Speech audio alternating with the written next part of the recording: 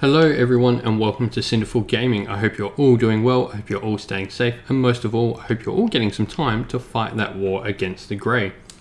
Today we've got another video in our Start Collecting series, a series where we look at the various Start Collecting boxes for Warhammer Age of Sigmar and give you a rundown of what is inside the boxes, what you can do with what is inside the boxes, and where to go from after you've got that initial box.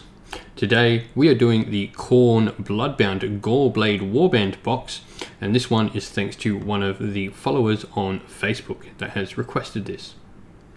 So let's get kicking into this, and we'll start off with what is inside the box and start off with a little bit of history about this box as well, because there may actually be some ways you might be able to find it potentially cheaper through some other means. So we'll start with that. So this box here is the original Khorne half from the original Age of Sigmar starter set when Age of Sigmar first started out, Age of Sigmar 1.0. There's also a Stormcast half, and we'll go through that box as well at some point, but there may be the possibility that you can find this half of the box much cheaper than the box that is currently on the shelves. It's starting to get that point now where it's getting a little bit hard to find, but you might be lucky in finding something somewhere, a half of this box, potentially a bit cheaper. So it's worth having a look. If you can't, this box isn't overly expensive anyway. It's a Start Collecting box. It's still fantastic value at the price you are paying. So let's look at what is in the box to begin with, and we start off with the dude right up the front with his Fleshhound buddy. He is a Mighty Lord of Khorne, or can also be used as the special named character Korg. So he is a combat hero that does some fearsome damage in combat, and also has the ability to just instantly remove models with his realm splitting axe, which is a really cool and unique ability. He's just a fun character to have on the table, and you can also use him as a name variant, which gives you a good theme to start your army with if you choose to go down that route. For units in the army, we'll look at them first, and we have two of them. The first you can see to the right of the picture are the less armoured warrior cultists known as Blood Reavers. These are your cannon fodder, your basic troops. They do have a lot of attacks, but they are not that great in all honesty. These dudes will more often than not fill your role of screens and stuff like that, and be the unit you send to die when you just need a job done. They're not something you overly care about in the army. They're your meat shields, for lack of a better term. The warriors on the left, however, are your elite troops known as Blood Warriors. Heavily armoured warriors of chaos dedicated to the blood god Khorne. They are quite fearsome in combat and actually get to fight even after they are slain. There is potential here as well, because you can actually fight with them normally in activations, and then if your opponent slays them back, you get to fight again. Some really cool mechanics to allow your Blood Warriors to attack multiple times in the same combat phase. It's a really cool thing you can play around with in the army. You can see to the back left now that there is a model with a giant icon of Khorne. This model is known as the Blood Secreta. He is an icon bearer of Khorne and gives you a whole host of buffs for just being around him. He is a very integral piece to your army and will keep a lot of your units in the fight longer, and also make your dudes fight all the better as well. You can see on the right as well, there is another character on a much larger base, on the 40mm base, the dude with the whip in his hands. This is known as the Blood Stoker. He gives all your dudes that little bit of extra push or whip, and just makes them do things that little bit better, whether it be movement or charging. Up the back we have the monster known as the Korg, a mountain of skulls and flesh, a horrible sort of contorted mockery of all that is good. And he is a really cool model with a small shooting attack as well. He's pretty decent in a fight, and in all gives you something a bit different to break up from painting the more sort of armoured and humanoid generic looking things that are in the rest of the Khorne army. You can really play around with this model and have some fun. So all in all, I do really like this box as a great start. It gives you heroes that are very good for a Khorne army. It gives you a solid battle line, as well as giving you a cool centerpiece model to paint up. It really is a great start collecting box.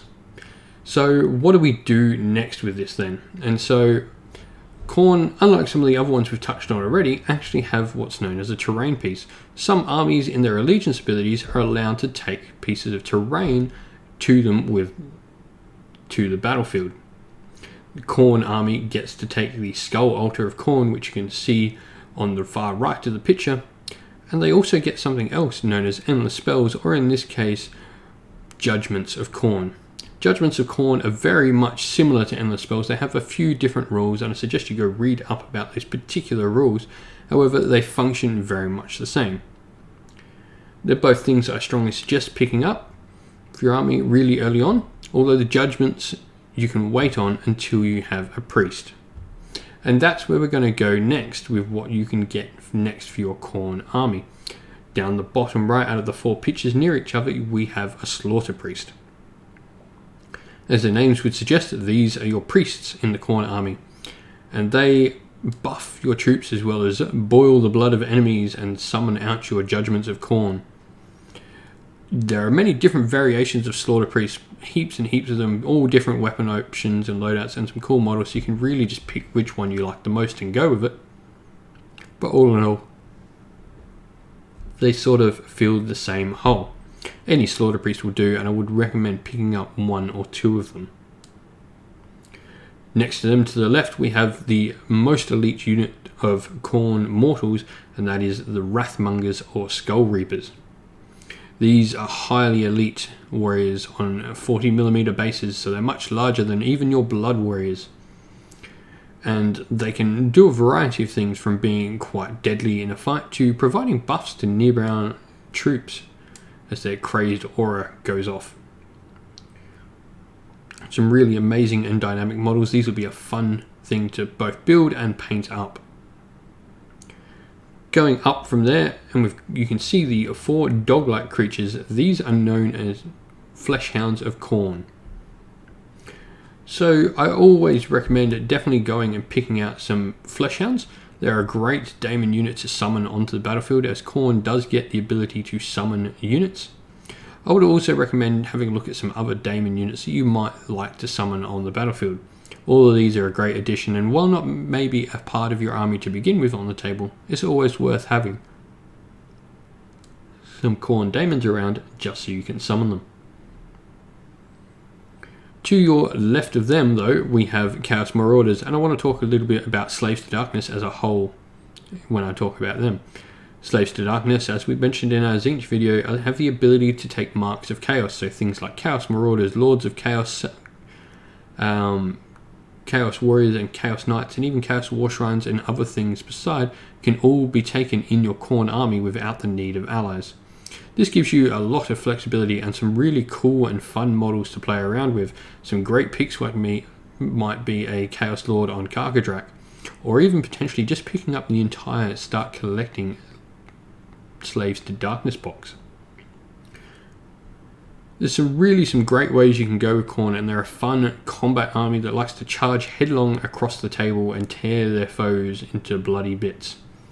But that's enough from me today. I think I've gone over everything in this pretty well. If there's any more questions, you can leave those questions down below in the comments section. And if there's a Start Collecting box you'd like us to look at, please leave that in the comments down below as well. As always, don't forget to like this video and don't forget to subscribe to the channel, everyone. We're so close to that 1,000 subscribers now. It's been great. And thank you to everyone who is supporting the channel so far. But that's going to be the end of this video. I hope everyone is doing well, and I hope you're all staying safe. We're almost through this, but once again, everyone, thank you all for supporting the channel, and we'll see you all again real soon.